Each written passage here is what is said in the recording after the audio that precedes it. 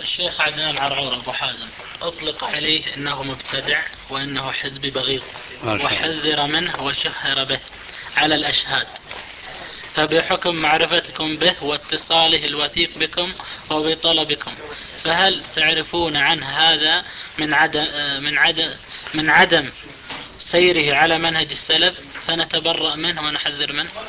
أحذركم من أن تتبرأوا منه، ففيما علمت هو معنا على الدرب منذ كان أو كنا في سوريا، وهو لا يزال معنا إن شاء الله إلى آخر رمق من حياتنا جميعنا.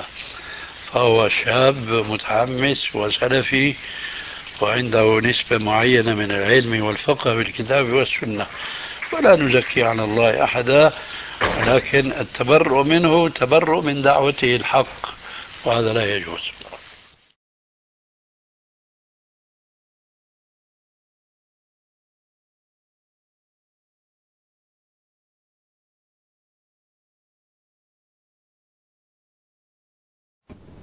الحمد لله، وأشهد أن لا إله إلا الله، وأشهد أن محمدا عبده ورسوله صلى الله عليه وآله وسلم. أما بعد، فبيانا للحق وردعا للباطل وذبا عن عرض داعية يعتبر من أعلام أهل السنة والجماعة في عصرنا، ودحضا لافتراء شباب مجهولين قاموا بالتشويش على الشيخ وتشويه سمعته وصدا للشباب المسلم عنه، ننقل لكم هذا الكلام لأهل العلم المشهورين في الثناء على شيخنا المقصود بذلك، ألا وهو الشيخ عدنان العرعور حفظه الله، والذي له جهود معروفة في العالم الإسلامي، حيث فتح الله على يديه العديد من المراكز الإسلامية في أوروبا وأمريكا وآسيا. وحسبنا أن الإمامين الفاضلين ابن باز والألباني رحمهما الله تعالى ماتا وهما راضيان عنه، بل لقد كان آخر توقيع للإمام ابن باز رحمه الله في تكذيب من افترى على الشيخ عدنان وجرحه. ولو كنا ممن يحتج بالكرامات لقلنا إن هذه كرامة للشيخ، لأنه وقعها قبل موته بساعات قليلة. وفي البداية لنا مقدمة في مسألة الجرح والتعديل. فأما من يقول بأن الجرح مقدم على التعديل فإن لذلك شروطا: أولا أن يكون مفسرا، ثانيا أن يكون ثابتا، ثالثا أن يكون المجرحون أعلم بالعين من المعدلين. وفي قضيتنا هذه فإن الجرح أولا غير مفسر، لأنهم لم يأتوا بجرح في العقيدة أو المنهج أو الدين.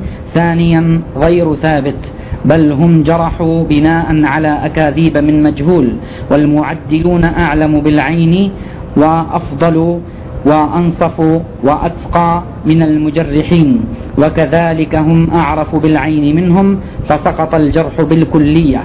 وبخاصة ما أكده الشيخ ابن باز رحمه الله في رده على رسالة من الأخوة في هولندا، حيث كتب لهم: وعليكم السلام ورحمة الله وبركاته. أما بعد، فبناء على ما ذكرتم أعلاه نفيدكم أني لا أعلم على الشيخ عدنان إلا خيرا، وهو عندنا من أهل السنة والجماعة. والسلام عليكم ورحمة الله وبركاته. عبد العزيز بن عبد الله بن باز، مفتي عام المملكة العربية السعودية.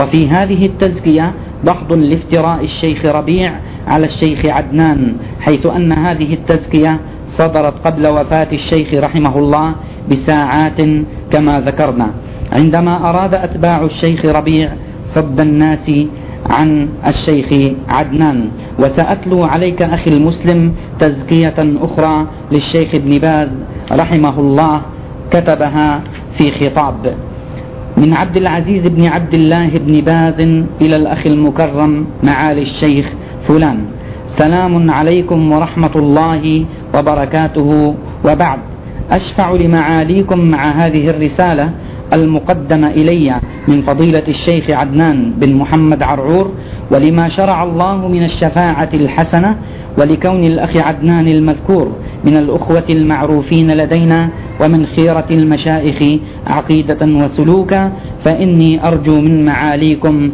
تلبية رغبته. الرئيس العام لإدارات البحوث العلمية والإفتاء والدعوة والإرشاد.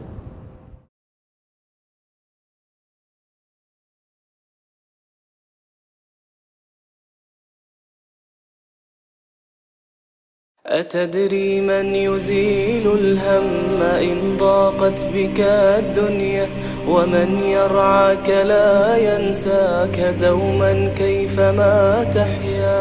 أتدري من يزيل الهم إن ضاقت بك الدنيا، ومن يرعاك لا ينساك دوما كيفما تحيا.